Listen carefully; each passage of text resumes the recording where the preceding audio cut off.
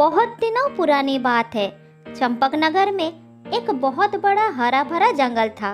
उस जंगल का राजा शेर सिंह अपने परिवार के साथ एक गुफा के अंदर रहते थे। शेर सिंह का एक छोटा बच्चा था, उसका नाम था शेरू। वो बहुत ही चंचल था, हमेशा वो शिकार पर जाने के लिए जिद करता था। पिताजी, मैं भी आपके साथ जंगल में शिकार के लिए जाऊंगा। अब मैं बड़ा हो गया हूँ, मैं भी आपकी तरह शिकार करना चाहता हूँ। नहीं बेटा, तुम अभी भी बहुत छोटे हो। तुम और थोड़ा बड़ा हो जाओ, फिर मैं तुम्हें अपने साथ जंगल में शिकार करने के लिए ले जाऊंगा। ये कहकर शेर शिकार पर चला जाता है और शेरू उदास होकर अपने माँ के पास बैठा रहता है। ऐसे ही एक दिन शेर सिंह शिकार करने के लिए जंगल में जाता है और शेरनी भी किसी काम से व्यस्त थी। शेरू अकेला बैठा था, तभी उसे मौका मिल जाता है और चुपचाप गुफा से बाहर निकल जाता है। थोड़ी दूर जाने के बाद घने जंगल में उसे थोड़ा डर लगता है। फिर वो एक बड़ा सा पत्थर के ऊपर बैठ जाता है। अचानक उसे शेर की दहाड़ सुनाई देता है। शेरू सोचता है कि उसके पापा आ गए हैं, इसीलिए वो निश्चिंत होकर बैठा रहता है। तभी वो देखता है कि दो सियार दोनों तरफ से झाड़ियों से निकलकर उसकी ओर आ रहे हैं।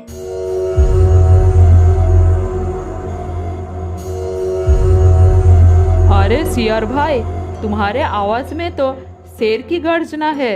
मैं तो आवाज सुनकर घबरा गया था। क्या बताओ भाई, सब किस्मत का खेल है। पिछले जन्म में मैं तो शेर सिंह का दादा था। क्या, मेरे पिताजी का दादा? हाँ हाँ, तभी तो मेरे आवाज में शेर जैसी दहाड़ है। ये मेरा पुनर्जन्म है भाई, पुनर्जन्म। मुझे अभी भी अपने पिछले जन्म की सारी बातें याद है। तो तुम शेर सिंह से बताते क्यों नहीं कि तुम पिछले जन्म में उनके दादाजी थे? कैसे बताओ भाई, वो मेरी बात का थोड़ी ना यकीन करेंगे। शेर सिंह मेरी बात मानेंगे ही नहीं, इसीलिए नहीं बताया।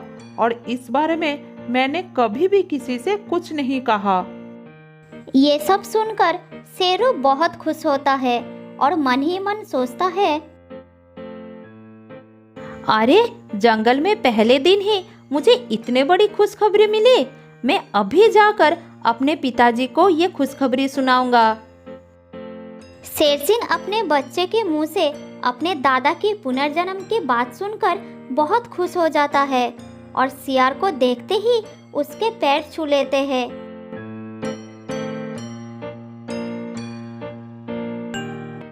ये सब देखकर जंगल के सारे जानवर चौंक जाते हैं। फिर शेर सिंह कहता है, मेरे प्यारे जंगलवासियों, आप सब सोच रहे होंगे कि मैंने इस सियार के पैर क्यों छुए। तो आप लोगों को बता दूं कि ये सियार मेरे पिछले जन्म की दादाजी है। माफ करना शेरराज, पर एक सियार आपके दादाजी कैसे हो सकता है? कहिए दादाजी, आप इन सब की शंका दूर करने के लिए कुछ कहिए। हाँ हाँ, शेरराज ठीक ही कह रहे हैं। मैं पिछले जन्म में इनका दादाजी था। और तुम्हें शायद पता नहीं कि तुम्हारे दादाजी मंगलू हाथी था। क्या मेरे दादाजी को भी आप जानते हैं? जानते हैं? क्या बात कर रहे हो? अरे बचपन के दोस्त थे मेरे, और हमारी दोस्ती से तो पड़ोसी जंगल के हाथी जलते थे। अरे वो दंगलू हाथी था ना, तुम्हें शायद पता नहीं। हाँ हाँ, क्या वो पड़ोस के जंगल वाला? हाँ हाँ वही। वो हमें देखकर बहुत जलता था। एक दिन तो वो उसी जलन में, क्या कहूँ तुम सबको। हाँ हाँ, बताइए बताइए, हम सब सुनना चाहते हैं, बताइए। जब मैं अपने पोते यानी कि शेरराज को घुमाने के लिए पहाड़ी पर लेकर गया तो दंगलू हाथी वहां आ गया। मेरे पोते को उठाकर वो पहाड़ी से फेंक देना चाहता था। फिर अपने पोते को बचाने के लिए मुझे उससे टकराना पड़ा। ये तो बच गया, पर मैं उससे लड़ते हुए पहाड़ी से गिरकर मर गया। हाँ हाँ, हमने सुना तो था कि दंगलू हाथी ने पहाड़ी पर किसी शेर को मार दिया था। ये कहानी मैंने अपने पिताजी से सुना था। पर समझ में नहीं आता है कि तुम्हें सियार का ही जन्म क्यों मिला शेर दादा। ओहो, तो सुनो, हम शेर लोग सियार से अपनी बहुत सेवा करवाते हैं। उनकी भावनाओं को नहीं समझते। ये उसी का पाप है जो इस जन्म में मैं सियार बनकर पैदा हुआ। बस मेरी दहाड़ आज भी पिछले जन्म सी है। वाह, ऐसी दहाड़ मैं बचपन में एक बार दादाजी से सुना था। सचमुच आप मेरे दादाजी ही है। मुझे पूरा विश्वास हो गया है। मुझे तो मेरा पूर्व जन्म याद आ गया, पर बाकी के हमारे पूर्वज, मैं सोचता हूँ कहीं ऐसा तो नहीं कि मेरी तरह मेरी पूर्वज भी अपने पाप की सजा भुगत रहे हो और सियार बन के घूम रहे हो। आपने एकदम सही कहा दादाजी। जंगलवासियों, एक बात याद रखो, आज के बाद जंगल के सारे जानवर रोज सवेरे हमारे दादाजी के पैर छूकर आशीर्वाद लेकर अपनी दिनचर्या की शुरुआत करेंगे। और दूसरी बात, आज के बाद कोई भी सियार समाज को परेशान नहीं करेगा। पता नहीं कौन सा सियार हमारा परदादा हो, कौन सी सियार हमारी दादी नानी हो। अगर किसी ने मेरी बात नहीं माना तो अंजाम बहुत बुरा होगा।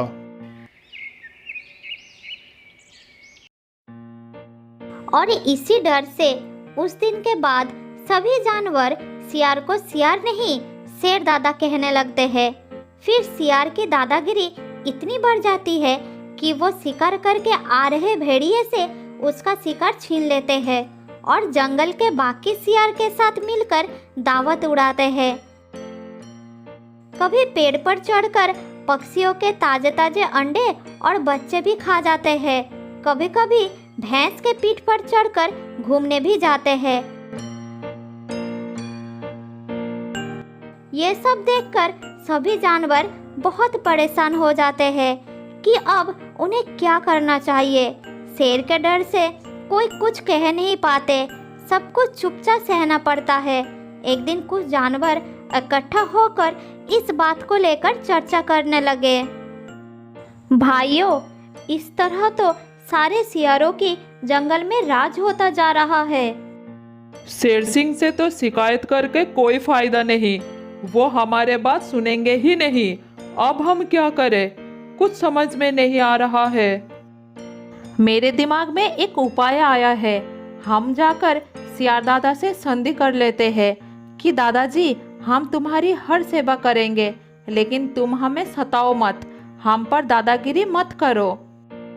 लेकिन सियार दादा से बात करने के लिए कौन जाएगा? मैं तो नहीं जाऊंगा। ठीक है, मैं उसे बात करने के लिए जाऊंगा।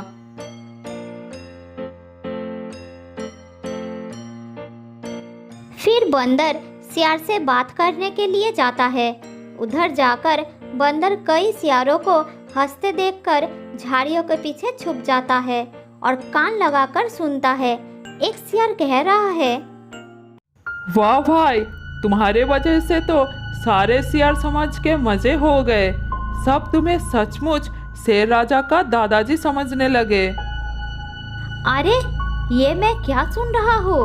तो ये शेर राजा के दादाजी नहीं है? अरे वो तो अच्छा हुआ कि 1 महीने के अभ्यास से मुझे शेर जैसा दहाड़ना आ गया, वरना कोई यकीन नहीं करता कि मैं उसका दादाजी हूँ।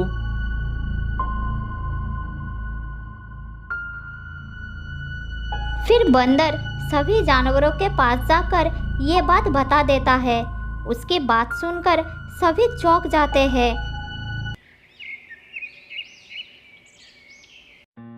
फिर दूसरे दिन सभी जानवर सियार दादा के पैर छूने जाते हैं। तभी अचानक एक भैंस आकर सियार दादा को टक्कर मार के दूर फेंक देता है। सभी हैरान होकर देखते रह जाते हैं। तब शेर सिंह दहाड़ता हुआ भैंस से कहता है, ये क्या बदतमीजी है भैंस भैया, तुम जानते नहीं ये मेरे दादाजी है। जानता हूँ महाराज, ये आपके दादाजी ही नहीं मेरे पिछले जन्म के दुश्मन भी है। दुश्मन? वो कैसे, जरा खुलकर बताओ। हाँ दुश्मन, पिछले जन्म में मैं हाथी था, मेरी और इनकी टक्कर में ये मर गए। इस बात की मुझे सजा मिली, मेरी सूंड कटकर छोटी कर दी गई, मेरे 2 बड़े बड़े दांत की जगह 2 सींग कर दिया गया, मेरी पूंछ कटकर छोटी कर दी गई, मेरा भारी शरीर तो भारी ही रह गया पर घटाकर छोटा कर दिया गया। क्या? हाँ महाराज, ये आपके दादाजी यानी शेर को मारने के पाप की सजा मिली। हो सकता है अगर इस जन्म में भी मार दूं तो अगले जन्म में मुझे और भी छोटा होने की सजा मिले और मैं शेर बनकर जन्म लूं। नहीं नहीं भैंस भाई, मुझे मत मारो भैंस भैया, मैं शेर सिंह का दादा नहीं हूँ। क्या क्या कह रहे हैं आप दादाजी? हाँ शेरराज, मैं तो पड़ोस के जंगल का सियार हूँ। एक दिन मैं एक गांव में गया था मुर्गी खाने के लिए, जहाँ मैं पुनर्जन्म का एक नाटक देखा। मैंने सोचा कि मेरा भी शेर के यहाँ पुनर्जन्म हो जाए, और तभी मुझे ये विचार आया कि क्यों ना मैं पुनर्जन्म का बात फैला दूं।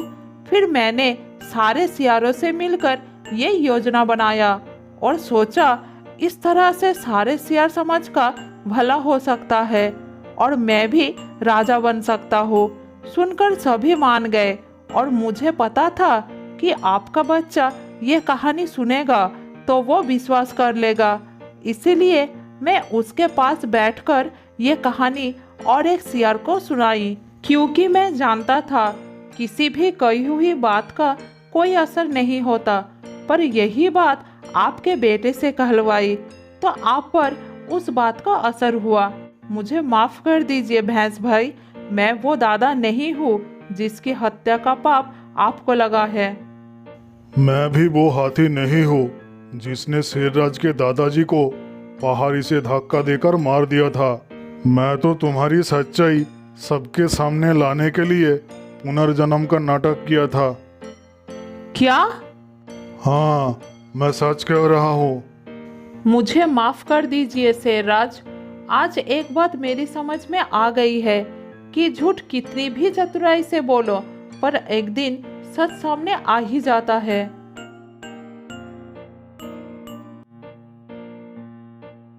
बहुत साल पहले की बात है। जयपुर में एक बहुत बड़ा जंगल था। उस जंगल में शेरखान नाम का एक खूंखार शेर रहता था। शेरखान इतना खूंखार था कि उसके सामने जो भी जानवर आता था उसका वो शिकार कर लेता था। इस प्रकार जंगल के सभी जानवर उससे बहुत डरते थे।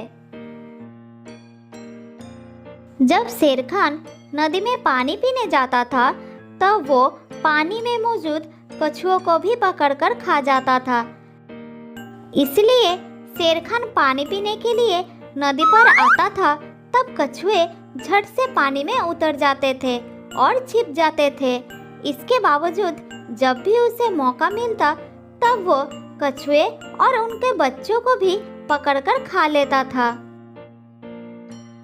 शेरखान के वजह से सारे कछुए बहुत परेशान थे। फिर एक दिन इस समस्या का समाधान निकालने के लिए सबने मिलकर सोचने लगे। अरे भाई, मैं खुद कल शेर के पंजे में आता आता बचा हूँ, लेकिन इस प्रकार कब तक बचते फिरूं?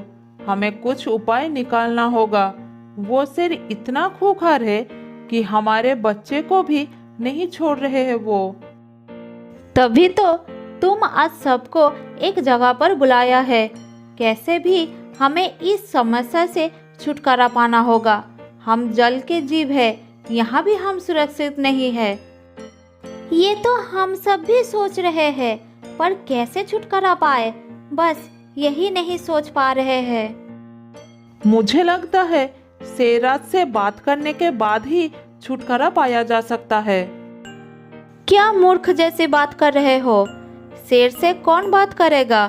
कुछ बोलने से पहले ही वो हमें पकड़कर खा जाएगा। बात करने से पहले ही हमारे बात खत्म हो जाएगा। देखो भाई, हमें तो एक दिन मरना ही होगा। फिर अगर शेर के हाथों मर गए तो शेर के हाथों ही सही, पर अपने कछुए समाज को बचाने के लिए मैं शेर से बात जरूर करूंगा। तुम सबको नजदीक जाने की कोई जरूरत नहीं, मैं अकेला जाऊंगा। अगर शेर मुझे पकड़ लिया तो तुम सब पानी के अंदर छुप जाना। अच्छी तरह से सोचो, इतने जल्दी निर्णय लेना ठीक नहीं होगा। फिर भी तुम अकेले क्यों जा रहे हो? हम भी तुम्हारे साथ चलेंगे। शेर तुम्हें अकेला देखकर तुम्हारा बात नहीं सुनेगा, पकड़ लेगा वो।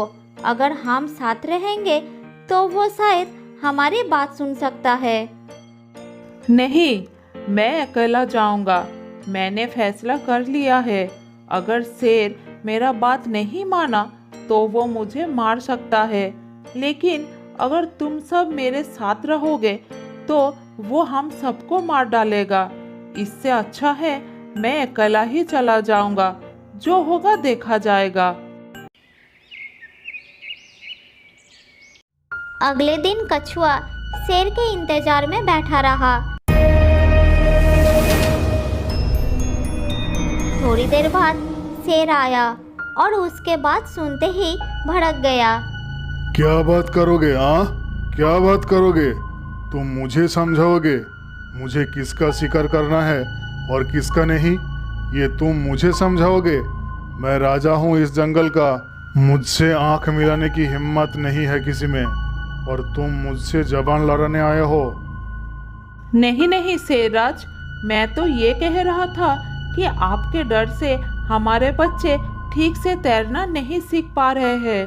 आपको आता देखकर ही वो पानी के अंदर छिप जाते हैं। जो कमजोर होता है वो तो छिपता ही है ना। मुझे देखो, मुझे, मैं कभी किसी को देखकर नहीं छिपता। आखिर जंगल का राजा हूँ मैं। माफ करना शेरराज, अगर आप जमीन का राजा है तो हम भी पानी के राजा है। हमारे समाज में सब मुझे ही राजा मानते हैं। तू और राजा, तेरी बात से मुझे हंसी आ रहा है। अरे राजा तो वो होता है जो जीतता है, और मैं हर वक्त जीतता हूँ, इसलिए मैं राजा हूँ। बुरा मत मानिए शेरराज जी, मगर आज तक आप जमीन के जानवरों से जीतते आए हैं, लेकिन पानी के जानवरों से कहाँ जीते हैं। आपके जमीन पर तेज दौड़ने वाले खरगोश को हमने हरा दिया था। कछुए के बात सुनकर शेर खान बहुत गुस्सा हो जाता है। फिर कहता है, अरे ये कछुआ, तू मुझसे जबान लड़ाता है? हाँ, और सुन, खरगोश के पूर्वज बेवकूफ थे जो रास्ते में सो गए थे। ऐसे बेवकूफ से जीतकर तू क्या समझता है? तू हमसे भी जीत जाएगा, वो भी दौर में। अगर तुझ में इतना घमंड है तो मुझे हरा कर दिखा, तो मान लूंगा। नहीं नहीं, मैं तो ऐसे ही जीत की बात पर कह रहा था। कहो मत, करो, दौड़ के दिखाओ। तुम पानी में दौड़ो, मैं जमीन पर दौड़ता हूँ। अगर मैं हार गया तो तुम्हारी बात मान लूंगा, और जीत गया तो रोज एक कछुआ तुम मुझे खिलाओगे। शेरराज की बात सुनकर कछुआ थोड़ा सोच में पड़ गया। फिर शेरराज ने बोला, कीड़े कछुए, शर्त सुनते ही तुम्हारी जीत मिट्टी में मिल गई। ठीक है, मुझे आपकी शर्त मंजूर है। तो ठीक है, कल हो जाए प्रतियोगिता। इस किनारे से नदी के उस किनारे तक जहाँ जंगल और नदी खत्म होती है। इधर कछुए के मुंह से प्रतियोगिता की बात सुनकर बाकी कछुए चिंता में पड़ जाते हैं। अरे भाई, तेरा दिमाग खराब हो गया है क्या? शेर से कौन जीत सकता है, वो भी दौड़ में। हम सब जानते हैं कि हमारी गति धीमी है, हम कभी शेर से जीत नहीं सकते।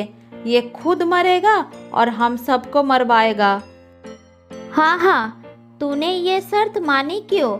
अब तेरे कहने पर कौन अपने आप को शेर के हवाले करेगा।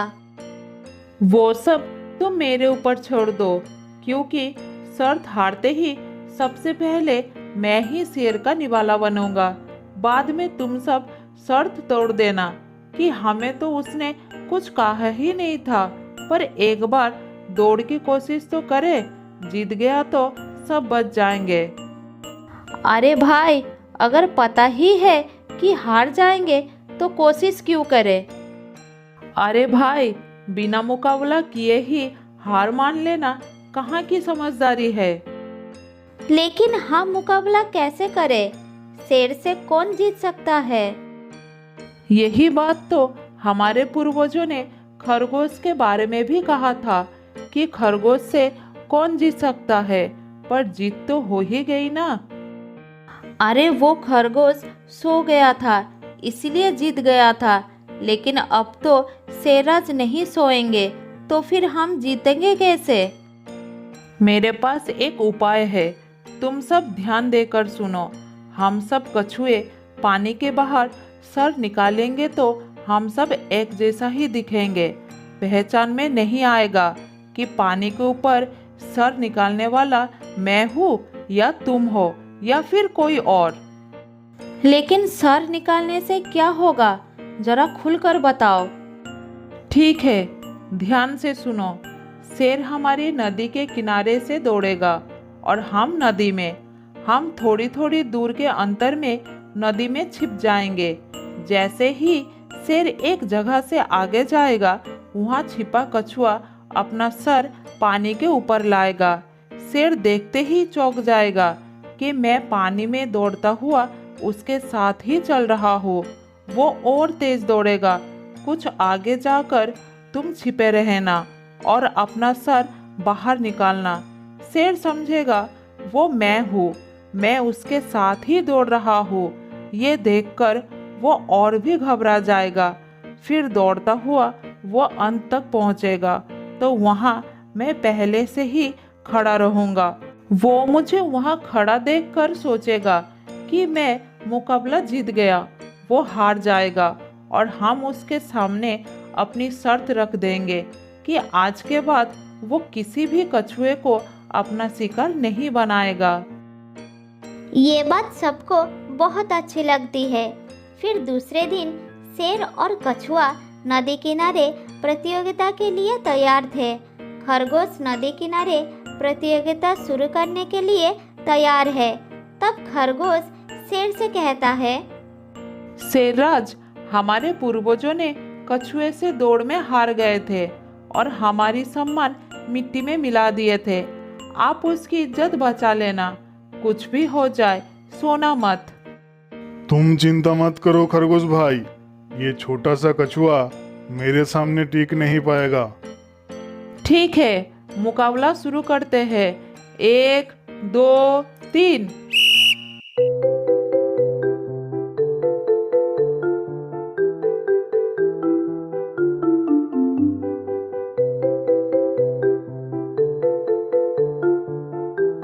थोड़ी दूर जाकर शेर पीछे मुड़कर देखता है और कहता है, मुझसे दौड़ में जीतने चले थे, अभी तो उसे आने में बहुत वक्त लगेगा, पर मैं खरगोश की तरह सोऊंगा नहीं, दौड़ता रहूंगा।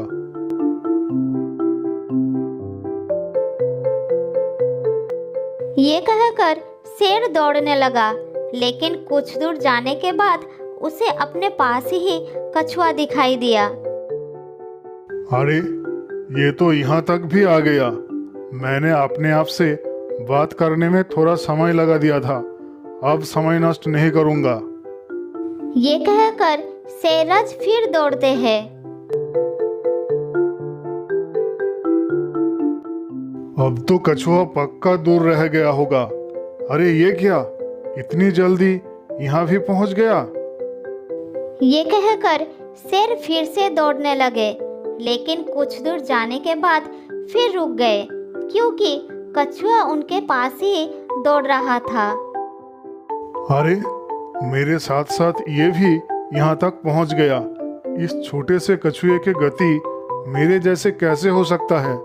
लगता है लोग सच कहते हैं, पानी में पानी के जानवरों की गति ज्यादा होती है, मुझे और तेज दौड़ना होगा। ये कहकर शेर फिर से दौड़ने लगे। कुछ देर बाद वो फिनिशिंग लाइन पर पहुंच गए, लेकिन उधर कछुआ पहले से ही मौजूद था। ऐसा कैसे हो सकता है? मुझसे पहले ये कैसे पहुंच सकता है? मेरे पूर्वजों ने जमीन में प्रतियोगिता लगाए थे, इसीलिए धीरे धीरे चल रहे थे।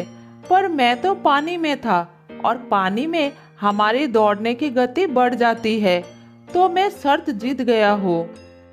विश्वास नहीं होता है, पर विश्वास करना पड़ रहा है कि तुम जीत गए। मांगो, क्या चाहते हो मुझसे? आप नदी में पानी पीने जरूर आइए, लेकिन कछुओं को शिकार मत कीजिए। आप अपनी जमीन पर खुश रहिए और हमें भी खुश रहने दीजिए। ठीक है, मैं वादा करता हूँ, आज के बाद मैं तो क्या, कोई भी शेर तुम कछुओं को परेशान नहीं करेगा। और मेरी भी एक शर्त है कि इस हार की बात तुम किसी और जानवरों को मत बताना। फिर कछुआ शेर की बात मान लेता है और खुशी खुशी नदी में रहने लगता है।